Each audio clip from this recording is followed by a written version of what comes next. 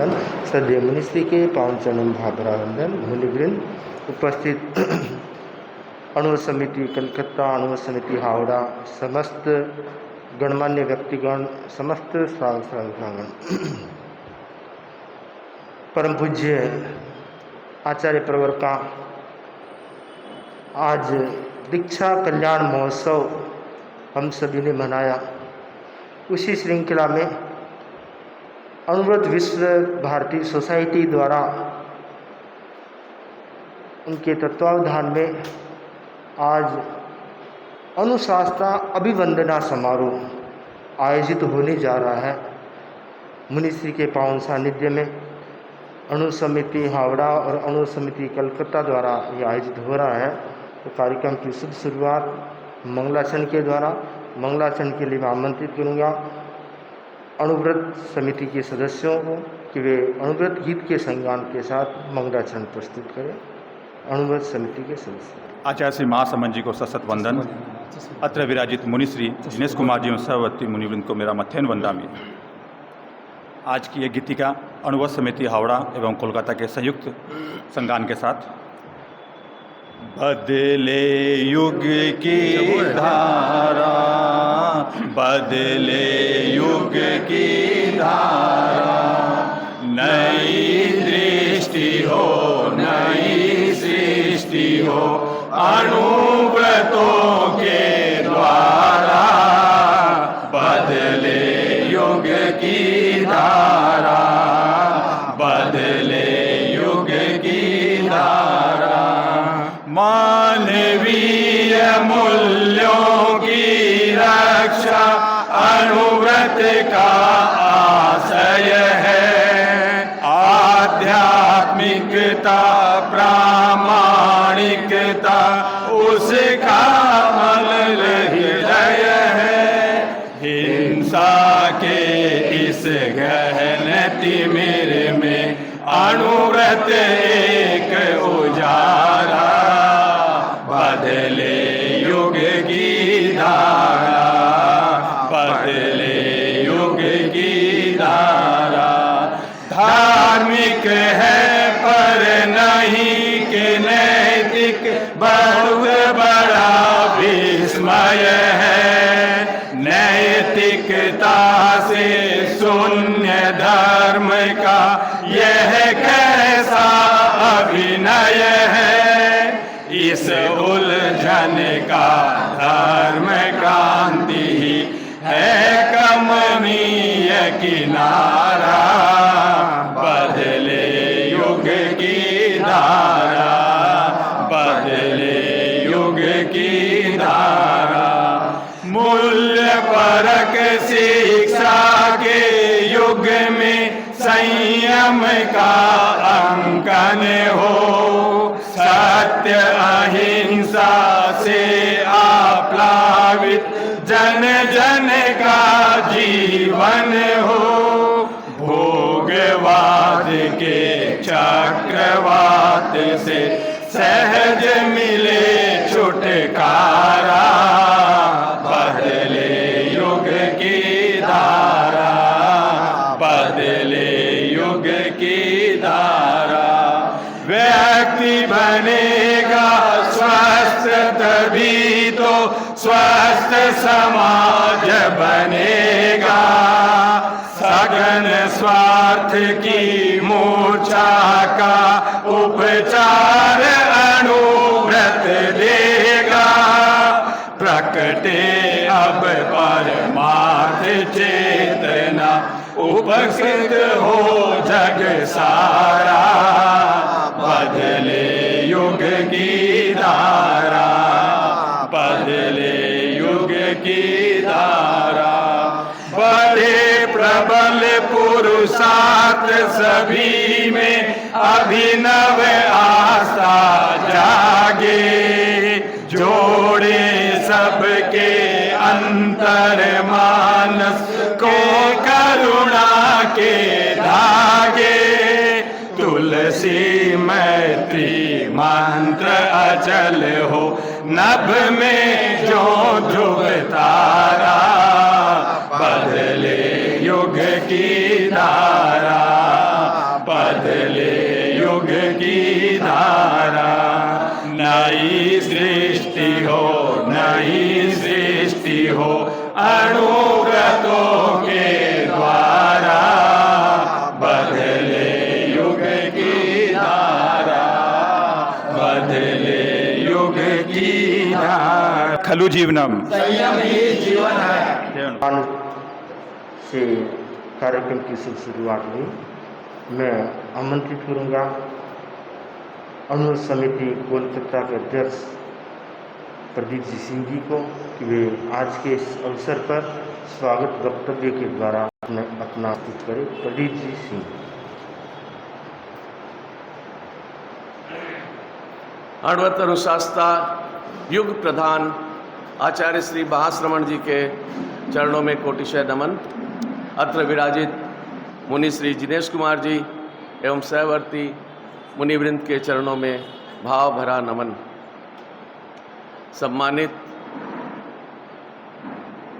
रतन जी दुग्गड़, सुशील जी चोरड़िया, अणु विभाग के मीडिया प्रभारी पंकज जी दुदोड़िया, विकास जी दुग्गड़, वीरेंद्र जी बोहरा एवं समस्त श्रावक समाज तथा उपस्थित सभी श्रद्धाशील श्रावकगण, सादर जय जिनेन्द्र। आज से लगभग 50 वर्ष पूर्व इसी तिथि को तेरापन धर्म संघ में एक महासूर्य का नाम जुड़ा, जिसने अपनी अप्रतिम प्रतिभा से आचार्यों का विशाल हृदय जीत लिया, जिसे दो आचार्यों ने संपोषण दिया, सजाया, संवारा और आगे बढ़ाया। जिनकी विनम्र, सहज, सरल, सौम्य, मधुर मुस्कान बरबसी किसी का भी मन मोह लेती है, अपनी तरफ आकर्षित कर लेती है। एक साधारण बालक जिसने अपनी असाधारण क्षमता, विरल व्यक्तित्व से आज हमारे सिरमौर हो गए हैं, जो आज अपने 50 वर्षों के दीक्षा पर्याय की संपूर्ति कर 51वें वर्ष में प्रवेश कर रहे हैं, जिनकी स्तुति मात्र से ही हमारा हृदय आह्लादित हो जाता है और हमें सात्विक गौरव की अनुभूति होती है। पिता वियोग से जिस बालक ने संसार की असारता को समझा और मंत्री मुनि सुमेरमल जी स्वामी के प्रेरणा से आज हमें ऐसा सक्षम अनुशासता मिला, इसके लिए हम उनके बहुत बहुत आभारी हैं। इस पावन पुनीत अवसर पर आप सभी जो यहाँ पधारे हैं, मैं अणुवत समिति हावड़ा, अणुवत समिति कोलकाता की ओर से, अपनी ओर से आप सभी का अभिनंदन करता हूँ, स्वागत करता हूँ। एक महामानव जिसने अपना चहुमुखी विकास किया, जिसने जैन आगम ही नहीं अपितु धम्मपद, गीता आदि धर्म ग्रंथों का भी सांगोपांग अध्ययन किया। संस्कृत एवं प्राकृत पर जिनकी अच्छी पकड़ है, ऐसे बहुमुखी प्रतिभा के धनी अणुवत अनुशासता आचार्य श्री महाश्रमण जी को श्रद्धा सिक्त नमन, वंदन, अभिवंदन। जय जय ज्योति चरण, जय जय महाश्रमण। ओम आरम। धर्म संघ एक गौरवशाली धर्म संघ है। इसमें आचार्यों का चयन किसी मुनियों के द्वारा, किसी श्रावकों के द्वारा, किसी प्रभावशाली व्यक्ति के द्वारा नहीं होता है। इसमें चयन का अधिकार सिर्फ और सिर्फ आचार्य को है। वे ही अपने उत्तराधिकारी का चयन करते हैं और वे आचार्य के आसन पर विराजित होकर धर्म संघ की परंपरा को आगे बढ़ाते हैं।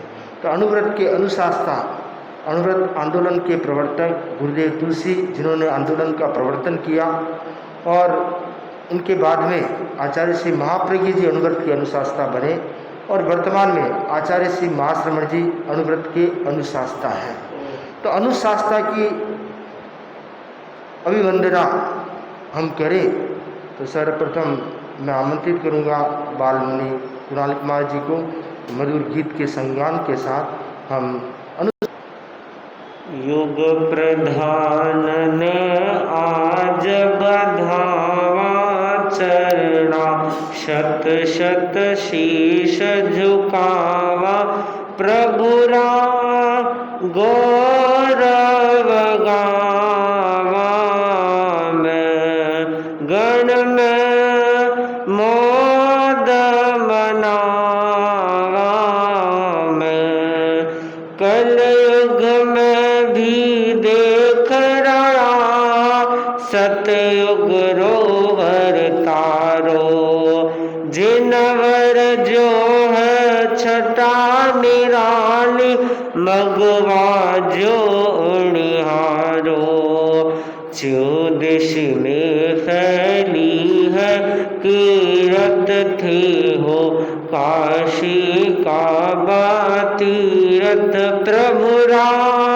गौरव गावा जी गण में मोद मनावा मैं दियो देव जो दान अनूठो युग रसी आभारी, सफल अहिंसा यात्रा थारी युग प्रधान उपकारी, दूधा उजलो है आचार पारदर्शी है व्यवहार प्रभुरा गौरव गावा मैं गण में मोद मनावा मैं युग युग जियो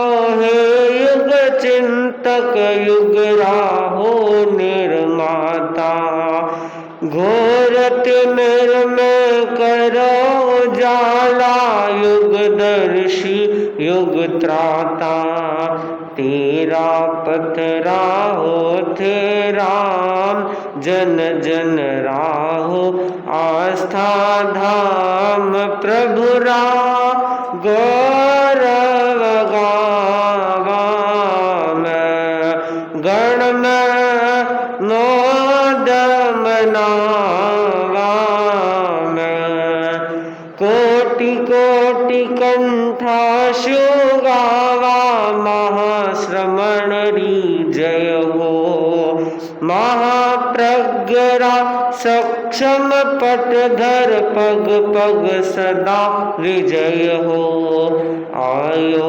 दीक्षोत्सव सुखकार दैक्षव शासन है गुलजार प्रभुरा गौरव गावा मैं गण में मोद मनावा मैं युग प्रधान आज बधावा चरना शत शत शीश झुकावा, युग प्रधान आज बधावा चरना शत शत शीश झुकावा प्रभुरा गौरव गावा मैं गण में मोद मनावा मैं।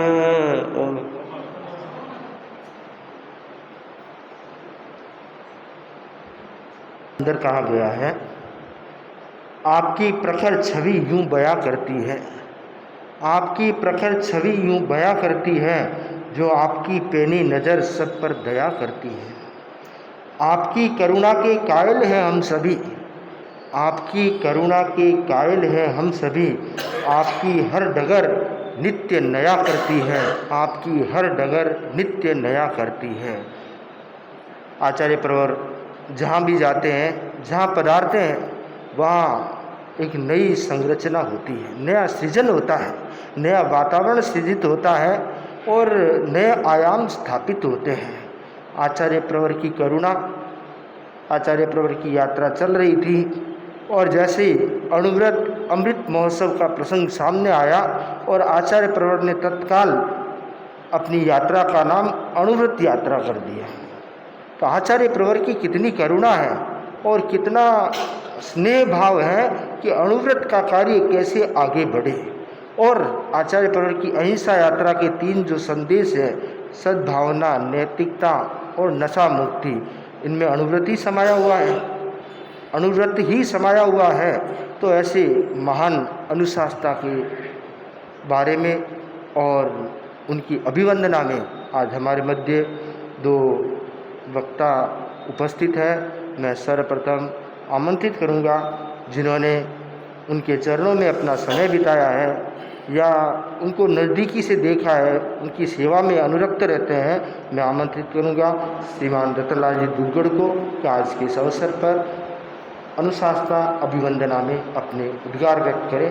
श्री रतनलाल जी दुग्गड़। करूँगा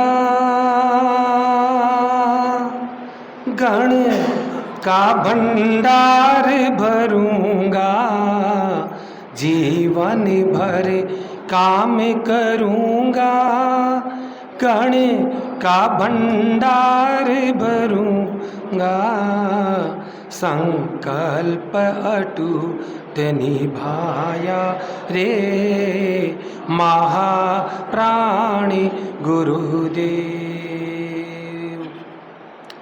उस महामानव, महापुरुष, अणुव्रत प्रवर्तक गुरुदेव श्री तुलसी के चरणों में नमन, आराध्य के श्री चरणों में नमन, महाराष्ट्र की पावन धरा पर विराजित युग प्रधान महातपस्वी आचार्य श्री महाश्रमण जी के श्री चरणों में भाव भरा नमन, यहाँ पर विराजित तत्ववेता, युवा शक्ति के प्रेरणा स्रोत और कहूँ तो कोई अतिशोक्ति नहीं, जागरूक प्रहरी श्रद्धेय मुनि श्री जिनेश कुमार जी एवं विराजित चारित्रात्माओं के श्री चरणों में भाव भरा नमन, अणुव्रत विश्व भारती के पदाधिकारीगण, स्थानीय अणुव्रत समिति के सम्मानीय अध्यक्ष महोदय, मंत्री महोदय एवं अन्य पदाधिकारीगण, श्रावक समाज को मेरा ओम अरहम। अभी जब मुनिश्री अपने संयोजकीय वक्तव्य में बता रहे थे तो मेरे स्मृति पटल पर सीधा सरदार शहर आ गया। एक ऐसा संयोग, अभी अभिवंदना के स्वर अनुशासता के प्रति अणुव्रत विश्व भारती सोसाइटी की तरफ से, और उस अणुव्रत आंदोलन का प्रारंभ भी कहाँ से हुआ था? वही सरदार शहर की पावन धरा, जहाँ पर युवा मनीषी एक शिशु के रूप में जन्म लिया। और ऐसा संयोग शायद हम इतिहास देखें या पढ़ें, ऐसा संयोग लगता है मुनिश्री मिलेगा या कि नहीं मिलेगा कि एक आचार्य की जन्म स्थली भी सरदार शहर, शिक्षा स्थली भी सरदार शहर, दीक्षा स्थली भी सरदार शहर, हो सकता है यहाँ तक तो मिल जाए अगर हम अतीत को देखें, और उसके बाद में पदाभिषेक स्थली भी सरदार शहर। तो आज जैसा कि हमने सुना, आचार्य श्री महाश्रमण जी, उनके बहुआयामी व्यक्तित्व और कर्तृत्व के बारे में हम वैसे तो हरदम सुनते रहते हैं, और इस सप्ताह में विशेष रूप से हमने सुना, चाहे जन्मोत्सव आया, पट्टोत्सव आया और आज दीक्षा कल्याणक महोत्सव। मैं भी कई बार सोच रहा था कि ये कल्याणक वर्ड क्या है, लेकिन आज मुख्य मुनिश्री ने फरमाया कि हमने पहले यह सोचा कि गुरुदेव का स्वर्ण जयंती समारोह रखे नाम, लेकिन गुरुदेव ने फरमाया नहीं, यहाँ पर स्वर्ण और रजत कुछ नहीं, यहाँ तो हम स्वयं का कल्याण करें, अपनी आत्मा का कल्याण करें और दूसरों के कल्याण में सहभागी बने। इसीलिए यह नाम कल्याणक महोत्सव दिया गया।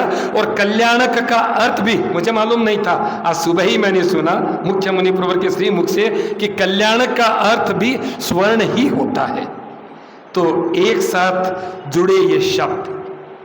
अब सरदार शहर की पावन धरा, और आज से हम लगभग 50 वर्ष पूर्व जाएं तो सरदार शहर का ठाट बाड़ तेरापन धर्म संघ में एक अलग ही स्थान था, आज भी है लेकिन उस समय था। और हम कहते थे अघोषित तेरापन धर्म संघ की राजधानी भी कहते थे। एक बार मैंने मंत्री मुनिश्री का लेख पढ़ा, मुनिश्री कि मेरा चातुर्मास सरदार शहर फरमाया गुरुदेव श्री तुलसी ने, और कितने दिनों के लिए? लगभग 18 महीनों के लिए, आज से 50 वर्ष पूर्व, क्योंकि उस समय मुनि श्री सोहनलाल जी अस्वस्थ थे और बोले आचार्य श्री तुलसी का वहां से संदेश कहें कुछ भी कहें कि सरदार शहर उपजाऊ भूमि है, तो यहाँ से कुछ बालकों को, विद्यार्थियों को तैयार करना है। उस समय तक कोई माहौल भी नहीं था।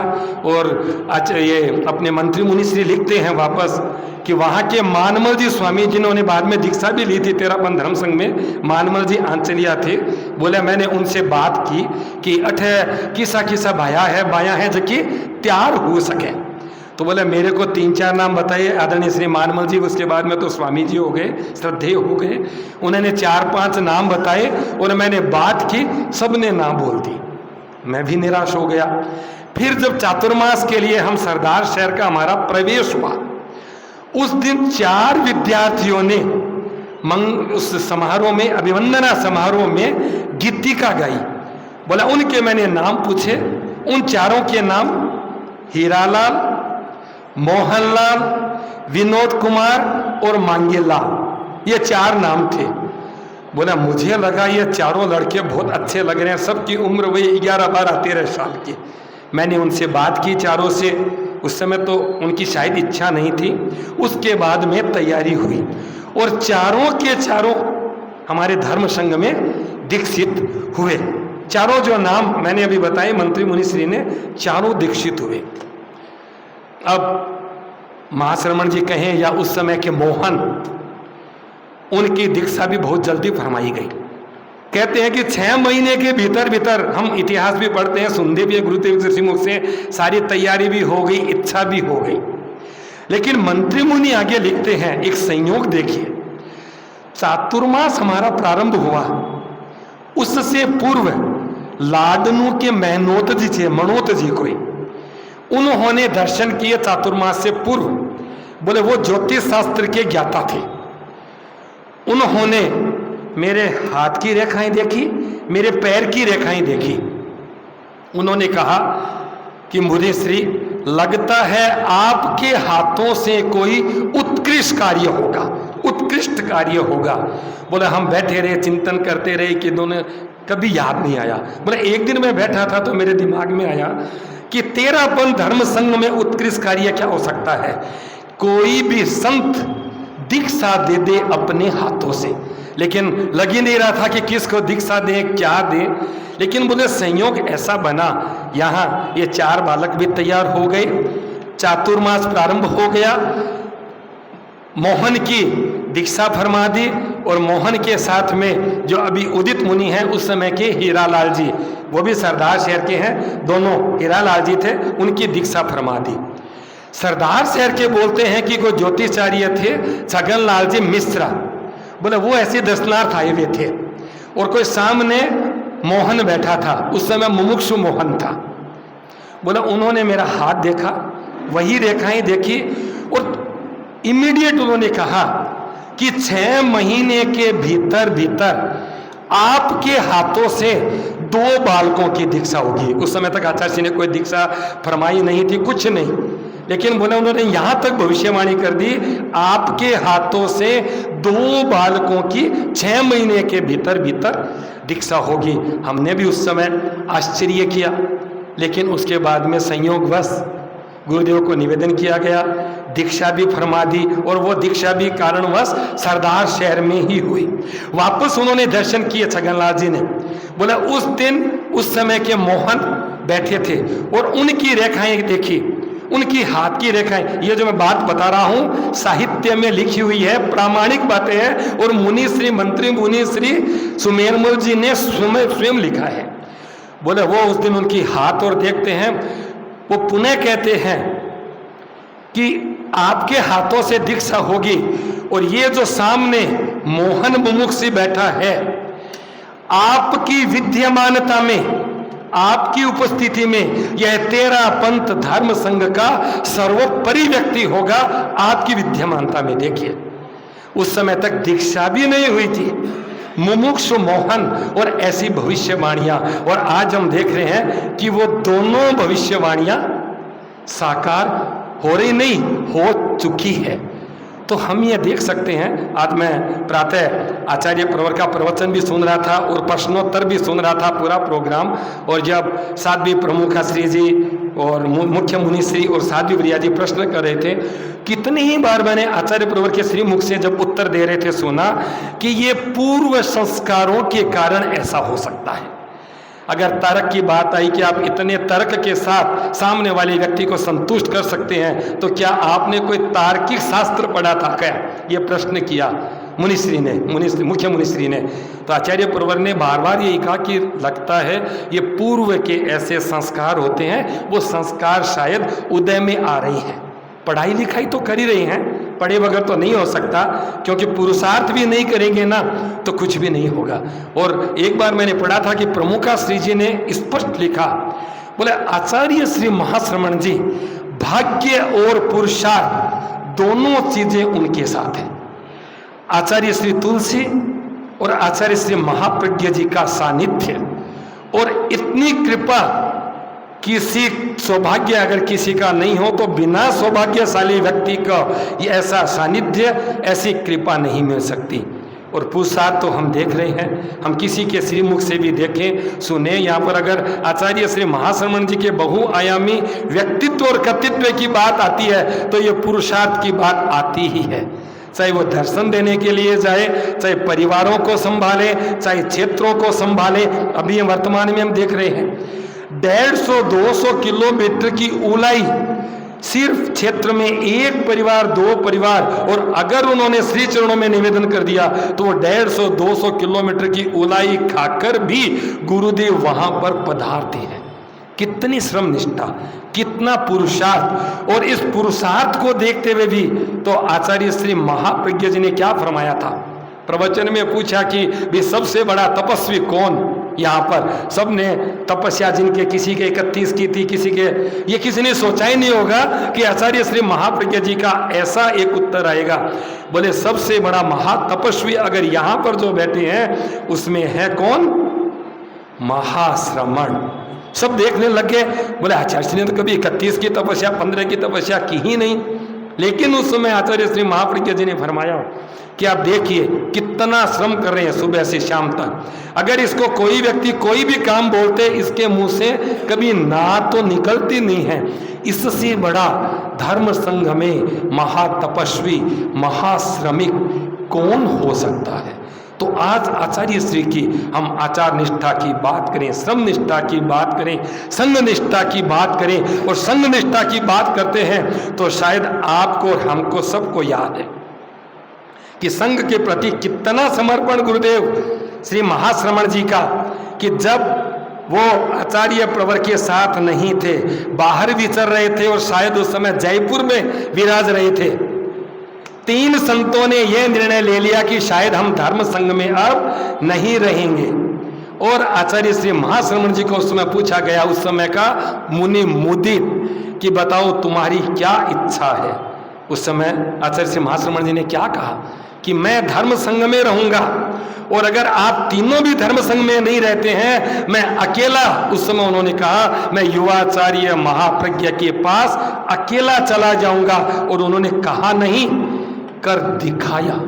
उनकी संघ निष्ठा, वो युवावस्था, वो बचपन, और देखिए उस समय उनकी दृढ़ संकल्प शक्ति कहें, सोच शक्ति कहें, या विनम्रता कहें, कुछ भी कहें, संघ के प्रति समर्पण कहें, लेकिन उसी समय से, बाल्यकाल से, युवा अवस्था से हम देख रहे हैं आचार्य प्रवर को, चाहे उनकी श्रम निष्ठा की बात आए, चाहे पुरुषार्थ की बात आए।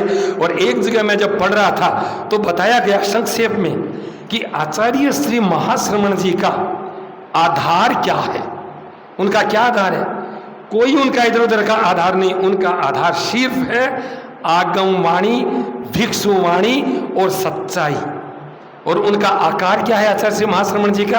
हम और आप सब देखते हैं, आप बोलेंगे कितने सुंदर दिखते हैं उनके कान, आंखें, लेकिन आचार्य श्री का आकार अगर कहें संक्षेप में तो सत्यम, शिवम और सुंदरम।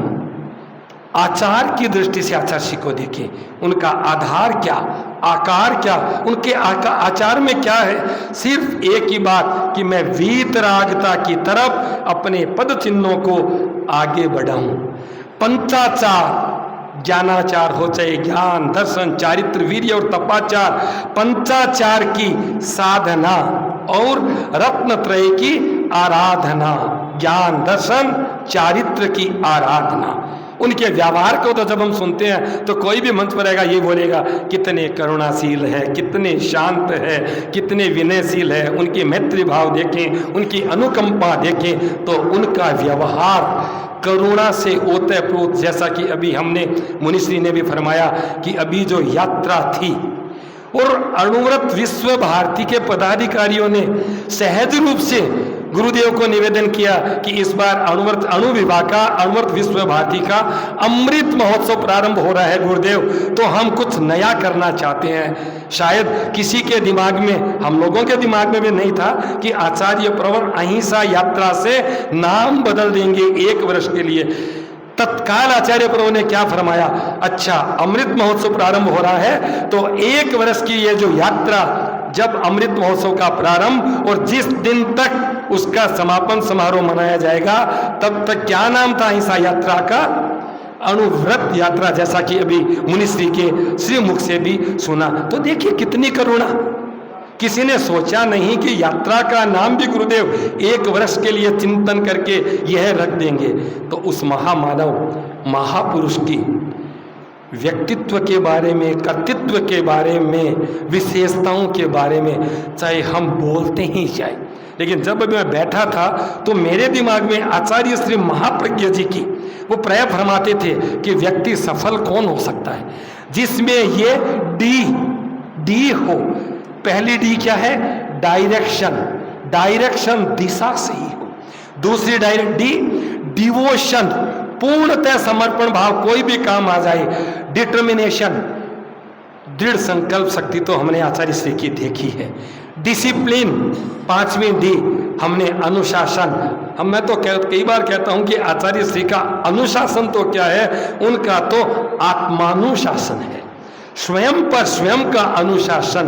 और 2 डी जो और आती है वो जो भी इच्छा कर लेते हैं आचार्य श्री, डिजायर और ड्रीम, स्वप्न जो आचार्य श्री सोच लेते हैं, देख लेते हैं, वो पूरा करते हैं। तो सफलता के आचार्य श्री महाप्रज्ञ जी के शब्दों में जो ये 7 डी है हम आचार्य श्री महाश्रमण जी में देख सकते हैं।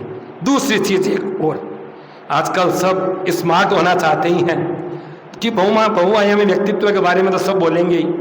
अब हम कहीं जाते हैं, मैं भी आया हूँ यहाँ पर तो थोड़ा तैयार होके आया हूँ, हो सकता है ब्यूटी पार्लर नहीं गए कि भाई आज जा रहे हैं प्रोग्राम में, सब स्मार्ट बन के जाना चाहते हैं। लेकिन आचार्य श्री महाश्रमण जी देखिए वो स्वयं में स्मार्ट है।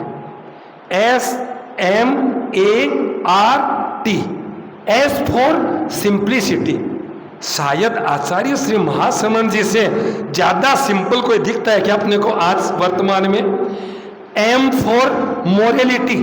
ये तो हमने कलकत्ते में देखिए मुनिश्री जब कलकत्ता में विराज रहे थे आचार्य श्री और हमारे घर पर विराजने की बात आई, सारी रात चल रहा था बारिश, सारी रात। सुबह के 10 बज गए, सब संतों ने मेरे को निवेदन किया कि आचार्य श्री तब तक पारणा नहीं करेंगे क्यों प्रातःरास तुम्हारे घर पे फरमाया हुआ है, तुम जाकर नहीं बोलो। मैंने 10 बजे जाकर गुरुदेव को निवेदन किया, मूक रहे, कोई नहीं, कुछ नहीं बोले। फिर मैंने पुनः निवेदन किया 10:30 बजे, 11 बजे। लास्ट में गुरुदेव ने बिना बोले क्या किया, रणजीत सिंह जी कोठारी के घर पे थे और एकदम गेट पर आकर बैठ गए बिना बोले। संत भी सोचे, हम भी सोचे क्या बात हुई, अचानक अंदर से गुरुदेव बैठ गए। फिर जब आचार्य प्रवर को पूछा तब संतों ने बताया कि गुरुदेव का है कि अगर 1 मिनट भी बरसात की छांट रुक जाए गुरुदेव यहाँ से विहार कर दे। शायद 12:30 1 बज गए थे लेकिन गुरुदेव ने आहार नहीं किया।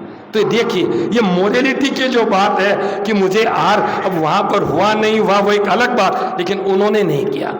SMA गुरुदेव हरदम स्वयं अकाउंटेबल रहते हैं और दूसरों को भी अकाउंटेबल रखते हैं। R फॉर रेस्पॉन्सिबिलिटी, कितने रेस्पॉन्सिबल धर्म संघ के प्रति, स्वयं के प्रति, चारित्रात्माओं के प्रति। और T फॉर ट्रांसपेरेंसी, शायद आचार्य श्री महाश्रमण जी जितनी ट्रांसपेरेंसी किसी ने नहीं देखी होगी। मुनि श्री एक दिन फरमा रहे थे ना कि सुबह विराजते हैं और शाम तक, ऐसा का ऐसा हमने मुनि श्री दिनेश कुमार जी को देखा है। कभी भी आ जाओ, आप यहाँ पर विराजमान रहते थे, दर्शन करो, कभी करो, ये नहीं कि यहाँ आने के बाद अंदर विराजे हैं दर्शन कर लें, क्या नहीं कर सकेंगे आप। तो ये ट्रांसपेरेंसी कोई भी श्रावक आए, चाहे छोटे आए बड़े आए, सबके लिए एकदम सुलभ दर्शन। तो इतनी विशेषताओं के धारक, उन विशेषताओं को हम शायद शब्दों में अभिव्यक्त नहीं कर सकते। फिर भी मैंने जन्मोत्सव के दिन भी जब मैं अपनी बात रख रहा था तो मैंने कहा कि भाई खुशी होती है, धर्म संघ के आचार्य हैं इतने सक्षम, और जब गांव के होते हैं और पड़ोसी होते हैं तो कितनी खुशी होती है, और अगर परिवार के हो तो शायद खुशी का कोई पार ही नहीं रहता है। तो मैं तो कह सकता हूँ कि मेरी खुशी का कोई पार ही नहीं है कि हम उस परिवार से संबंधित हैं जिस परिवार से आज महापुरुष, महामानव, महानायक आचार्य श्री महाश्रमण जी हैं। तो मेरी ओर से उनके श्री चरणों में अभिवंदन, अभिवंदन, क्योंकि समय की भी अपनी सीमा है, क्योंकि उस महापुरुष के बारे में अगर खड़ा भी रहूँगा तो कोई न कोई बात आ जाएगी।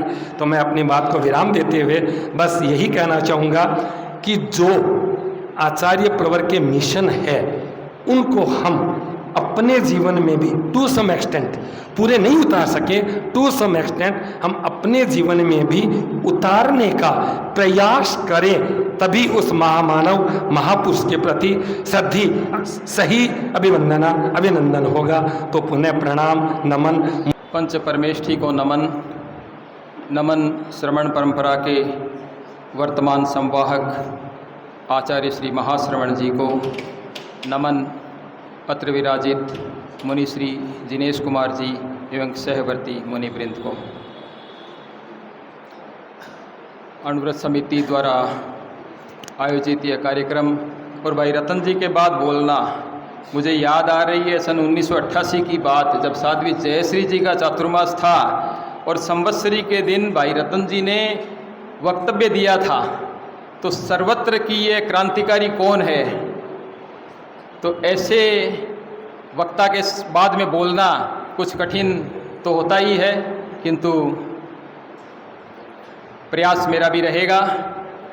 आज अनुव्रत आंदोलन जिस दार्शनिक पृष्ठभूमि में भारत की उस समय की स्थितियां थी और आचार्य तुलसी का जो एक निर्णय था, एक निश्चय था, चिंतन के बाद जो सरदार शहर से प्रारंभ हुआ, उस अनुव्रत आंदोलन ने तेरा पंथ को व्यापक मंच दिया।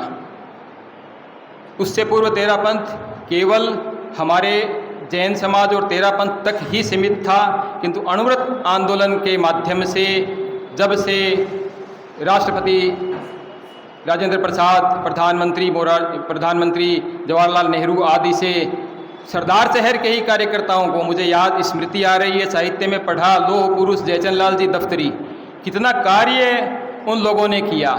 और उसके बाद में आचार्य तुलसी के बाद आचार्य महाप्रज्ञ जी ने जो अपने प्रयोग से जो नवनीत निकाले, उन नवनीतों के माध्यम से अनुव्रत आंदोलन को विश्व शांति और अहिंसा का एक व्यापक आधार दे दिया। आचार्य महाप्रज्ञ जी के बाद में आचार्य महाश्रमण जी ने जो यात्राएं की है, इन यात्राओं में अनुव्रत आंदोलन का भी महत्वपूर्ण योगदान रहा है। जो अनुव्रती पहले बने हुए थे, संपर्क में आचार्य तुलसी के आते थे, अनुव्रत शिक्षक मंच, अन्य जो उपक्रम होते थे, उन लोगों को जब गुरुदेव ने यात्रा की और बिहार, उत्तर प्रदेश, आसाम आदि क्षेत्रों में जब गए तो वे सोए हुए व्यक्ति भी जग गए और स्थानीय लोगों का जो सहयोग मिला वह वास्तव में अनुकरणीय है। आवश्यकता इस बात की भी है कि अणुव्रत आंदोलन को हम अपने घरों में भी, अपने आप में भी उतारने का प्रयास करें। आज श्रद्धेय आचार्य श्री महाश्रमण जी का 50वां दीक्षा दिवस, 51वां दीक्षा दिवस। दीक्षा भारतीय संस्कृति में बहुत अहम शब्द है। भारतीय संस्कृति में ऋषि परंपरा में कुछ मंत्रों को ग्रहण करना, किसी को गुरु मान लेना, इसे वे दीक्षा मानते हैं। किंतु हमारे जैन परंपरा में दीक्षा उससे भी बहुत बड़ी है। केवल गुरु मानना, मंत्र स्वीकार करना ही नहीं, अपने आप को संन्यास की तरफ उद्यत कर लेना और उसके बाद स्वयं के आत्मा के कल्याण के लिए इस उद्देश्य के साथ कि मुझे मोक्ष की तरफ जाना है, यह उपक्रम है दीक्षा का। दीक्षा हर किसी को आना संभव नहीं है। जैसा भाई रतन जी ने कहा कि पूर्व जन्म के संस्कार वो हमारे काम में आते हैं और वो संस्कार भी निश्चित रूप से आए। आचार्य श्री की मातुश्री नेमा देवी ने, उन्होंने सर्वप्रथम साधु सत्यों की संपर्क में लेकर के आई और उसके बाद में यहाँ साधु संत पधारते हैं, हम गोचरी की सेवा करते हैं। मैंने आज पढ़ा कि मुनि रोशन लाल जी के साथ गोचरी की सेवा में बालक मोहन सदैव तत्पर रहता था। तो यह गोचरी की सेवा भी कितना अहम कार्य है और कहाँ तक हमें ले जा सकता है, हमारे आत्मा के उत्थान में कितना सहयोगी बन सकता है। आचार्य श्री के गुणों के बारे में भाई रतन जी ने बताया। सुबह प्रवचन में भी हमने मुनिश्री से सुना और पिछले सप्ताह में निरंतर सुनते आ रहे हैं। कुछ एक बातें जो मुझे बहुत ज़्यादा प्रभावित करती है, एक विनय की बात। तो आचार्य श्री का विनय जब हम देखते हैं कि रत्नाधिक संतों के सामने किस तरह वे उद्यत हो जाते हैं, और ये संभव हर किसी के बस की बात नहीं है देखना भी। यदि हम आचार्य श्री के सेवा दर्शन उपासना में जाते हैं और सुबह के समय की सामायिक न करें तो उस दृश्य को देख नहीं पाते हैं। सुबह सुबह की सामायिक में देखते हैं रत्नाधिक संत, अभी मुंबई में मुनि श्री धर्मरुचि जी स्वामी थे, तो जब गुरुदेव पट से उठते, मुनिश्री पधारते, तो उस समय की जो स्थितियां हैं विनय की भी, तेरापन धर्म संघ का एक आचार्य किस तरह से एक रत्नाधिक साधु के प्रति विनय के भाव रखता है, वहाँ उपस्थित सभी को एक बिना बोले एक बहुत अच्छा प्रशिक्षण दे देता है। आचार्य श्री की श्रमशीलता की बात में आचार्य महाप्रज्ञ जी ने उन्हें महाश्रमिक कहा ही, किंतु हम भी जब जाते हैं, अभी इस बार ही मर्यादा महोत्सव में देखा, मैं अपलक देख रहा था, 2 घंटे 20 मिनट तक आचार्य श्री ने अपने पसीने को नहीं पहुँचा। हमें दूर से दिख रही थी कि पसीने की बूंदें गिर रही है, आचार्य श्री प्रवचन दिए जा रहे हैं, किंतु तो इससे अधिक और श्रम क्या हो सकता है। और ये सब हम जब तक गुरु सन्निधि में नहीं पहुँचे तब तक इसकी अनुभूति नहीं कर सकते हैं। आपकी पाप भीरुता का भी प्रत्यक्ष उदाहरण मैंने नेपाल में देखा। उस दिन संयोग से मैं भी वहाँ गया हुआ था। जब भूकंप आया, नेपाल सरकार ने पूरा पुलिस मुख्यालय आचार्य श्री एवं अनुयायियों के प्रति सुपुर्द कर दिया, किंतु आचार्य श्री महाश्रमण जी उस स्थितियों में भी अडोल रहे और आचार के प्रति इतनी निष्ठा कि उन्होंने वहाँ मुख्यालय में कमरों का उपयोग नहीं किया। कार पार्किंग के लिए जो शेड बना हुआ होता है, उस शेड में रात्रि प्रवास किया। बरसात हो रही थी, श्रम की उच्चता हमें देखने को मिली। चारों ओर से संदेश आ रहे थे, महेंद्र मुनि के, मंत्री मुनि के, कि आप कुछ भी निर्णय गुरुदेव आप ले सकते हैं। लोगों ने अपने निर्णय ले लिए थे, किंतु आचार्य श्री महाश्रमण जी वहाँ अडिग रहे और अपने आचार के प्रति भी किसी तरह की भी कोई अन्य काम नहीं करना है। और उन्होंने तीसरे दिन मोतीलाल जी दुग्गड़ के मकान में आप पधारे, उस समय आज तक पर यह आचार्य श्री का इंटरव्यू दिखाया गया था। संभवतः श्वेता सिंह ने वह इंटरव्यू लिया था, हम भी वहाँ थे। तो गुरुदेव की जो उस समय पाप भीरुता देखी, जो अदम्य साहस देखा, जो आचार के प्रति निष्ठा देखी, वह निष्ठा, ये अवसर हम स्वयं जब गुरुओं की सन्निधि में पहुँचते हैं तभी देख सकते हैं। आचार्य श्री की निष्प्रियता का उदाहरण हमने अभी कुछ ही दिनों पूर्व देखा। आचार्य श्री के संसार पक्षीय भाई के पुत्र का स्वर्गवास हो गया था।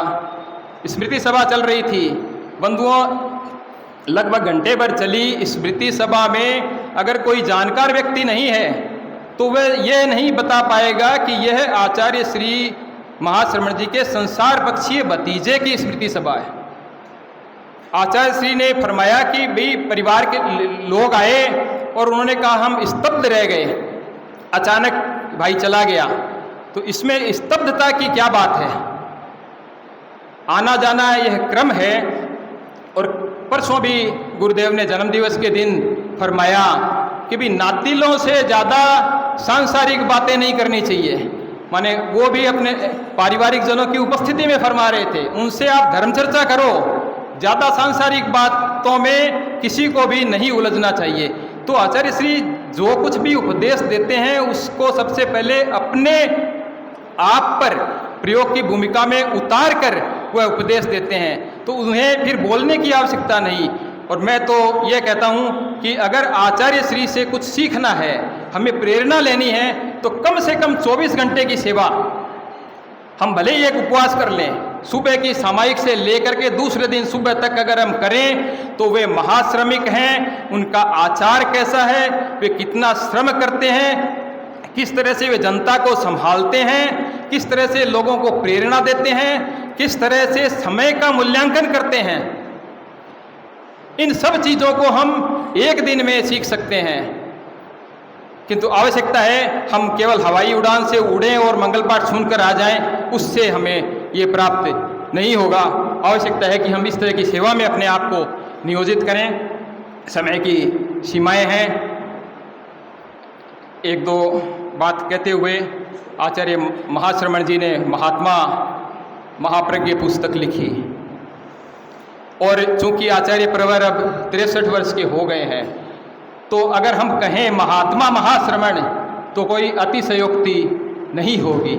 ऐसा उनका जीवन है, ऐसी दिशा वे केवल जैन समाज को नहीं जन जन को दे रहे हैं। आप नित्य प्रतिदिन के प्रवचन उनके सुनिए, दूसरे समाज के लोग आते हैं, स्थानकवासी, मंदिर मार्गी, अन्य अन्य किसी भी विधा के, उनके प्रवचन को सुनकर आप तुलना करें किसी भी मैनेजमेंट गुरु से, किसी कैरियर कंसल्टेंट के, उनके प्रवचनों से आप तुलना करें तो आप पाएंगे कि कहीं जाने की आवश्यकता नहीं है।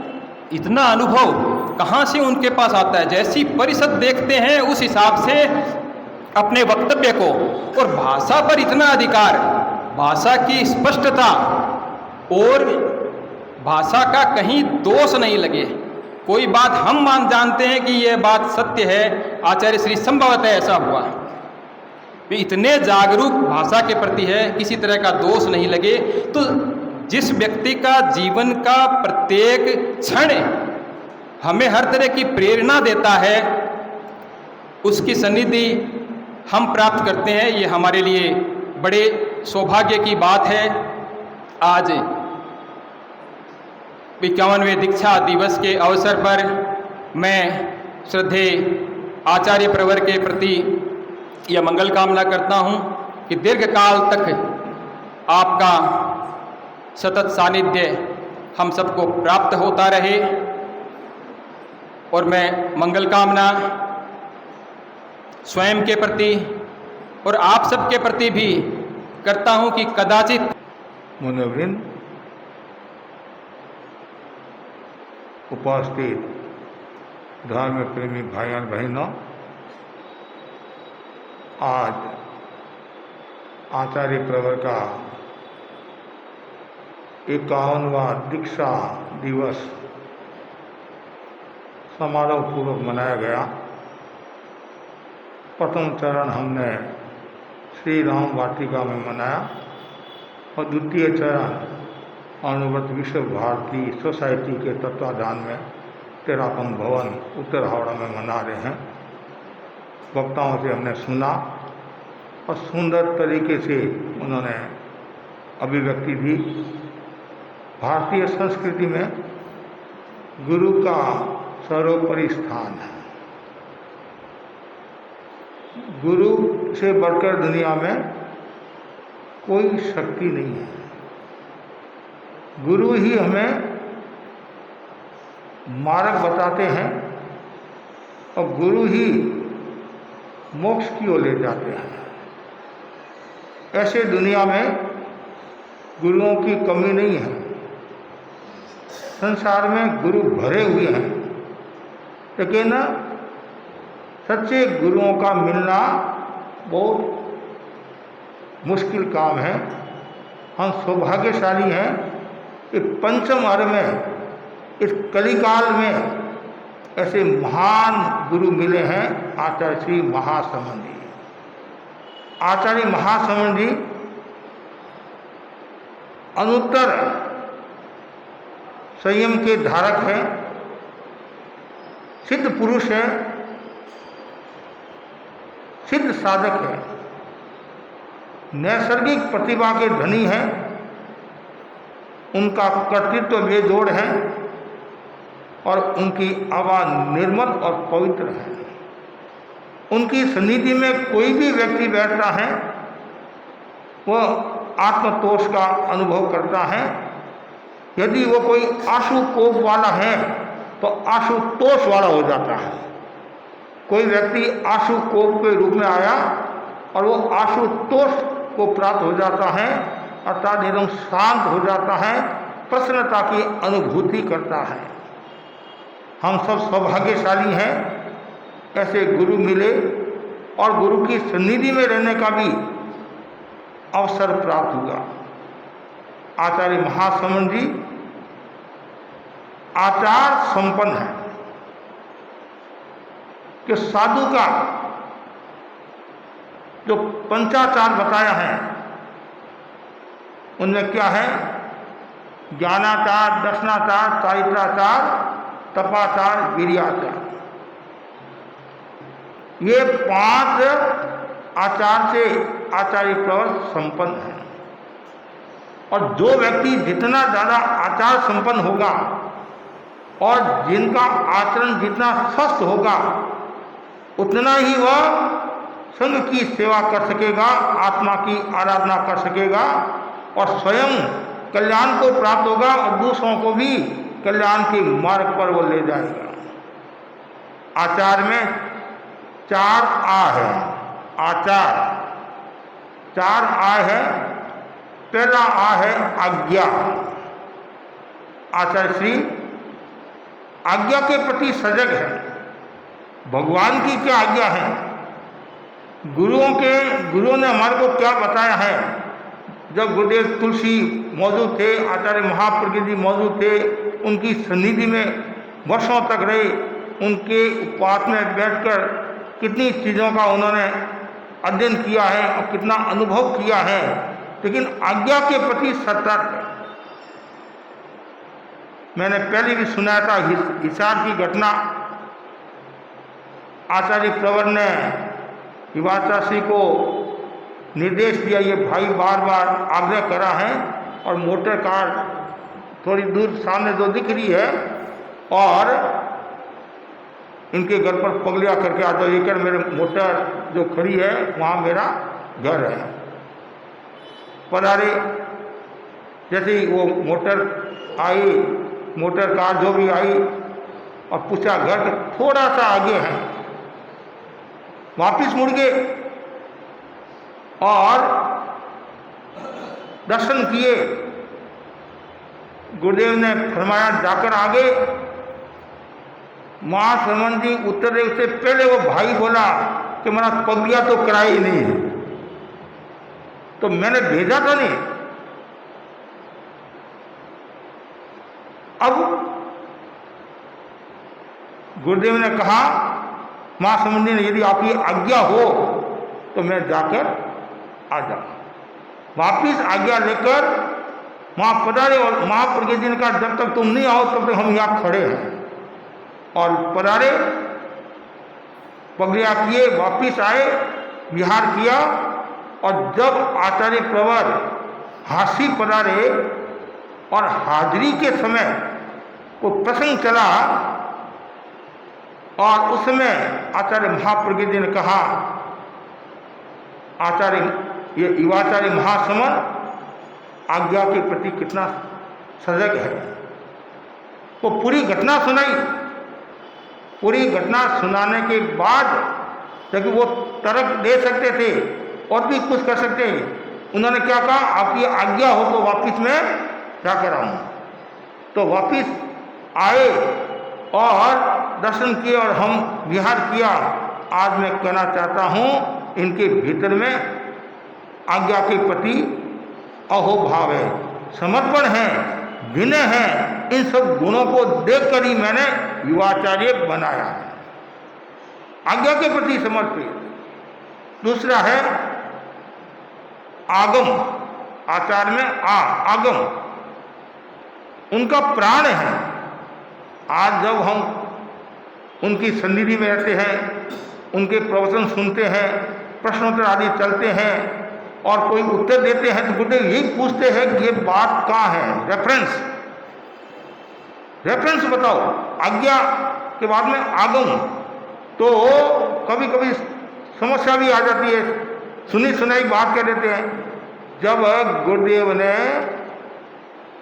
कहा कि आप कहते हो कि 6 महीना दीक्षा के 6 महीना, अर्थात दीक्षा ली 8वें दिन बड़ी दीक्षा होती है, उस दिन कोई कारण से नहीं हुई थी, 4 महीना के बाद में, फिर उनके बाद में दीक्षा न हो तो 6 महीना के बाद में। और 6 महीना के बाद में यदि किसी को प्रतिक्रमण नहीं आया, प्रतिक्रमण से संबंधित है, 8वें दिन प्रतिक्रमण आ गया, दीक्षा होगी, फिर 4 महीना 6 महीना के बाद में प्रतिक्रमण नहीं आया तो उनको गृहस्थ जीवन में आना पड़ता है, वापिस संसार में आना पड़ता है। तो आचार्य महासमुंदी ने फरमाया, उस समय आचार्य महासमुंदी हो गए, कहाँ लिखा हुआ है, कहाँ लिखा हुआ है? तो किसी ने कोई जवाब दिया नहीं। तो फिर गंगा से मर्यादा महोत्सव पर कोई प्रश्न वापिस उठा, क्यों एक साध्वी जी को दीक्षा दे दी थी, प्रतिक्रमण नहीं आया, वृद्ध अवस्था में दीक्षा ली, उनको प्रतिक्रमण नहीं आया और बड़ी दीक्षा दे दी, बड़ी दीक्षा दे दी। तो फिर कोई ऐसा प्रसंग चला होगा कि ये कहाँ लिखा हुआ है। तो मैं और मुनि जम्बू कुमार जी, सदाशर वाले दोनों खड़े हुए थे। जम्बू कुमार जी बैठ गए और मैं खड़ा हुआ, मैं खड़ा रहा। मैंने कहा गुरुदेव आगम में कहाँ लिखा हुआ ये तो मुझे पता नहीं है, लेकिन जयाचार्य ने एक साधु को संघ से बाहर किया था, उनको प्रतिक्रमण नहीं आया, उनको संघ से बाहर किया था, मतलब वो गृह जीवन में आगे थे, इतना मैं जानता हूँ। तत्काल गुरुदेव ने सुना और उन बात को स्वीकार किया कि श्रुतानुश्रुत जयाचार्य ने ये बात कही है।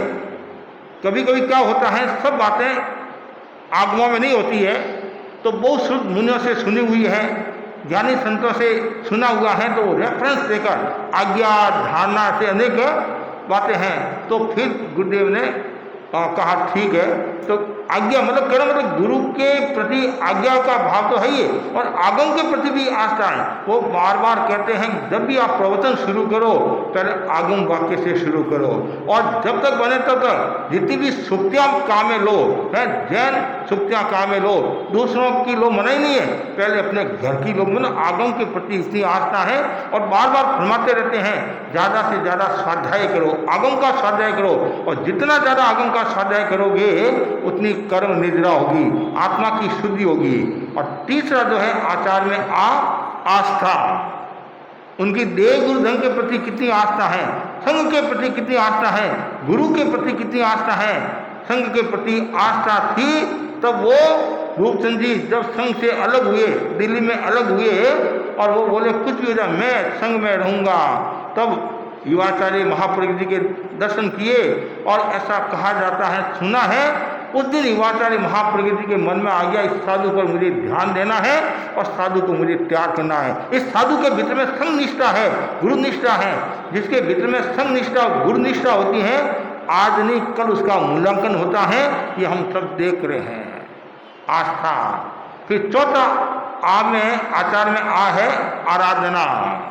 आराधना, गुरुदेव कितनी आराधना कराते हैं, ज्ञान, दर्शन, तप, स्वाध्याय आदि है। आपको आश्चर्य होगा, प्रतिगमन के बाद में जब हम गुरुदेव को वंदना करते हैं, गुरुदेव विराज जाते हैं, चरण स्पर्श होकर संत आगे बढ़ते रहते हैं और वो जे भी कहते हैं, लेकिन अपना बीच बीच में ऐसे कुछ न कुछ करते रहते हैं, मतलब स्वाध्याय आदि करते रहते हैं। एक क्षण भी उनका प्रमाद में नहीं जाता है। ये तो हमने कई बार देख लिया है, पर एक क्षण भी मेरा प्रमाद में नहीं जाए तो मतलब आराधना में भी वो तत्पर है। खुद आराधना कराते हैं और दूसरों को भी आराधना कराते हैं। तो ये गुरुदेव के आचार संपन्न है। दूसरा है विचार संपन्न, मतलब आचार्य श्री विचारों से भी संपन्न है। कुछ लोग ऐसे होते हैं विचार में संकीर्णता होती है, विचारों में दरिद्रता भी होती है, लेकिन गुरुदेव के विचार में उदारता है, विचार में निर्मलता है और विचार में पारदर्शिता है। विचार में भी 4 भी है। आचार में 4 आ है, विचार में 4 भी है। पहला भी है विनय। जैसे भी आपने सुना, आचार्य श्री का विनय भी देखने जैसा है, केवल देखने जैसा नहीं है, अनुकरण जैसा है, आचरण में लाए जैसा है। रत्नाधिक मुनियों के प्रति उनकी कितना हो भाव है। और शादी पुरुषकाल जी का आप लोगों ने देखा ये, मतलब कितने लंबे लंबे विहार करके दर्शन दिए। यहाँ तक तो ठीक, वो एक आचार्य का कर्तव्य होता है, लेकिन वंदना करना ये विशेष बात है। संभवतः तेरापन के इतिहास में ये दुर्लभ अवसर होगा कि कोई आचार्य शादी प्रमुखा को इस प्रकार वंदना करता है। ये उनका विनय है। और पहले जो धर्मसंघ के साधु बड़े हैं, तो क्या आचार्य के शिष्य, जैसे उदाहरण के लिए आचार्य तुलसी से बड़े थे मुनि जीवनमल्ली स्वामी, मुनि चंद्र मुनि, मुनि धनराज ऐसे, तो उसमें क्या लिखा जाता था, आचार्य तुलसी के शिष्य मुनि जीवनमल्ली स्वामी, मुनि मुल्तानमल्ली ऐसे लिखा जाता था। लेकिन ये आचार्य श्री बनने के बाद में इन्होंने एक नया कार्य किया कि मेरी दीक्षा से जो बड़े, मतलब आज्ञा, मतलब संयम प्रिया में जो मेरे से बड़े हैं, उनके लिए शिष्य नहीं, आज्ञानुवर्ती शब्द का प्रयोग। आज्ञानुवर्ती, ये मेरी आज्ञा में है, ये इनकी कितनी मान्यता है। तो मतलब ये विनय है, विनय है। दूसरा है विचार में विरक्ति। और विरक्ति देखो, अनासक्ति देखो, खाने में, पीने में, बोलने में, चलने में, उठने में, बैठने में कितनी वीतरागता है, विरक्ति का भाव है। आप खाने का देखो, बहुत कम द्रव्यों का उनके उपयोग होता है और बहुत संयम है, बोलते भी बहुत कम है। मतलब आप 100 बार बोले और जवाब देते, इसका मतलब नहीं है थोड़े समय जवाब देकर आप भी संतुष्ट हो जाते हैं और मुस्कुराकर, कभी तो मुस्कुराहट से भी हमारा काम हो जाता है। तो मतलब इतनी विरक्ति है। और इतनी विरक्ति के कारण केवल तेरापन समाज ही नहीं, अन्य समाज के लोग, अन्य बड़े बड़े आचार्य भी आचार्य महासमंदी की विरक्ति से प्रभावित है और उनकी साधना से प्रभावित है। चाहे ज्ञान गज के आचार्य ले लो, चाहे अन्य संप्रदाय के आचार्य ले लो, वो भी कहते हैं कि आपके जो आचार्य हैं वो उनकी भाषा में, मतलब भाषा में कहते हैं। और कुछ तो बहुत प्रभावित है कि 5 आर्य में चौथे आर्य के बता रहे, चौथे आर्य के बारे में बता, मतलब चौथे आर्य के जो साधु होते हैं, चौथे आर्य के साधु होते हैं, जैसे चौथा आरा होता है, वैसे ये सब गुण बता रहे हैं। मतलब कितनी उनमें वो विरक्ति का भाव है। तो विचार में भी विनय, विरक्ति, और तीसरा है विवेक। उनका कितना विवेक जागृत है। विवेक धम्माइए, विवेक में ही धर्म है। वो कोई भी प्रवृत्ति करते हैं विवेक के साथ करते हैं। विवेक का मतलब जागरूकता भी कह सकते हैं और शीर नीर का भेद भी कह सकते हैं, हंस की दृष्टि भी कह सकते हैं। वो कोई भी प्रवृत्ति करते पूर्ण जागरूकता के साथ, बैठते हैं पूर्ण जागरूकता के साथ, चल रहे हैं पूर्ण जागरूकता के साथ। कोई जीव जंतु भी यदि आ जाता है तो वो संतों को सजग लेते, मतलब संतों को सजग लेते हैं, या संत को कहा हुआ होता है कोई जीव जंतु आदि आ जाए तो सबको सचेत कर लेना चाहिए। तो इतना उनका विवेक जागृत है। और चौथा है विचार में भी विधायक भाव, हमेशा वो पॉजिटिव भाव वाले रहते हैं, कभी भी नेगेटिव भाव नहीं रहता, पॉजिटिव भाव। और इतना पॉजिटिव भाव है जिनके कारण उनके व्यक्तित्व में निखार आ रहा है, कर्तृत्व में निखार आ रहा है। और उनका जो आभा मंडल है, ये आभा मंडल हमें दर्शाता है, उनकी साधना हमें कहती है कि उनके दिल में कितना विधायक भाव है, पॉजिटिव भाव है। और जो जितना ज़्यादा पॉजिटिव भाव वाला होगा उतना ही वह साधनाशील होगा। और उसके मतलब कर्म निर्जना इतनी होती है, क्यों? नेगेटिव भाव के कारण कर्मों का बंधन होता है। क्यों? मन में मलिनता का भाव आता है, द्वेष का भाव आता है, अन्यथा का भाव आता है, कर्मों का बंधन। और पॉजिटिव भाव में मतलब कर्मों की निर्जना की संभावना रहती है। लुक एट पॉजिटिव, हमेशा अच्छा सोचो, अच्छा सोचो। तो ये आचार और विचार से गुरुदेव संपन्न है और शुद्ध आराधक है, शुद्ध आराधक, आत्म आराधक और समाज सुधारक। समाज सुधार के बारे में कितनी चिंता करे हैं, चाहे मृत्यु भोज का ले लो, तपस्या के उपलक्ष्य में कई जगह खूब भोज होते हैं। तो गुरुदेव ने नियम बना दिए तो खुद सक्रिय, खुद सजग और समाज को भी सजग करे हैं। ऐसे महान गुरु के बारे में जितना बोले उतना थोड़ा है। चाहे कष्ट की बात ले लो, जैसे बताया नेपाल की घटना ले लो, चाहे और भी घटना ले लो, हर स्थिति में वो अपने आप को संतुलित रखते हैं, हर स्थिति में अपने आप को आलोकित करते हैं और अपने आप को प्रकाशवान बना देते हैं, प्रकाशवान बना देते हैं। तो सबको प्रकाशवान बनना है और उनके पद पर चलने की कोशिश करना है। तो बस मैं आज इतना ही कहना चाहता हूँ कि सभी भाई बहन गुरु के गुणगान में आगे रहे। और गुणगान करने से कर्म निर्जना होती है, अनुमोदना का भी कार्यक्रम होता है, तब अनुमोदना का, वैसे गुरु अनुमोदना का कार्यक्रम, गुणगान का कार्यक्रम होता है। जरूर सहभागिता दर्ज करानी चाहिए, इसे शासन की प्रभावना होती है। तो आज अनुव्रत विश्व भारतीय सोसाइटी के तत्वाधान में स्थानीय हावड़ा और कलकत्ता दोनों समितियों ने ये कार्यक्रम आयोजित किया। अभिवंदना और समारोह है नहीं, अभिवंदना। तो मैं सबके प्रति आध्यात्मिक मंगल कामना करता हूँ। खूब शासन की प्रभावना करो, आत्मा की आराधना करो, इसी आशा का ओम आ रहा हूँ। अहिंसा के अवतार भगवान महावीर को नमन। संयम के महासूर्य अनुवत अनुशास्ता आचार्य श्री महासमन जी को कोटि कोटि वंदन। अत्र विराजित मुनिश्री जिनेश कुमार जी एवं सवर्ती मुनिवृंद को मेरा मथ्यन वंदामि। संपूर्ण जीवन आत्म कल्याण, जन कल्याण, राष्ट्र कल्याण और विश्व कल्याण को समर्पित करने वाले मानवता के मसीहा आचार्य श्री महासमन जी के दीक्षा कल्याणक महोत्सव में आप सभी का हार्दिक स्वागत, अभिनंदन। आज अनुवत विश्व भारती सोसाइटी द्वारा आयोजित अनुशास्ता अभिनंदन समारोह अनुवत समिति हावड़ा एवं कोलकाता संयुक्त तत्वाधान में ये आयोजित हुआ। सर्वप्रथम मैं मुनिश्री के प्रति अनंत कृतज्ञता ज्ञापित करता हूँ कि उन्होंने अल्प समय में ही ये कार्यक्रम करने की अनुमति प्रदान की। साथ ही आज के इस कार्यक्रम के प्रधान वक्ता श्रीमान रत्नलाल जी दुग्गड़, श्रीमान सुशील जी चौड़िया का भी बहुत बहुत आभार, जिन्होंने लगभग मुझे लगता है 24 घंटे भी नहीं हुए आपसे अनुमति मिली इस में बोलने का एक समय प्रदान किया। उत्तर हावड़ा सभा परिवार में श्रीमान राकेश जी संचेती, बुद्धमल जी लुनिया, सभी का मैं भी आभार व्यक्त करता हूं कि उन्होंने हमें ये स्थान प्रदान कराया कार्यक्रम करने हेतु। समस्त सावक समाज, अणु विभाग से पधारे हुए पदाधिकारीगण, सदस्यगण एवं अनुवत समिति हावड़ा कलकत्ता के सभी सदस्यों का भी आभार, बहुत बहुत धन्यवाद। पुनश्च मैं अनुवत अनुशास्ता के दीक्षा कल्याणक महोत्सव पर मंगल कामना प्रेषित करता हूँ, उन्हें वंदन करता हूँ, अभिनंदन करता हूँ। ओम हर।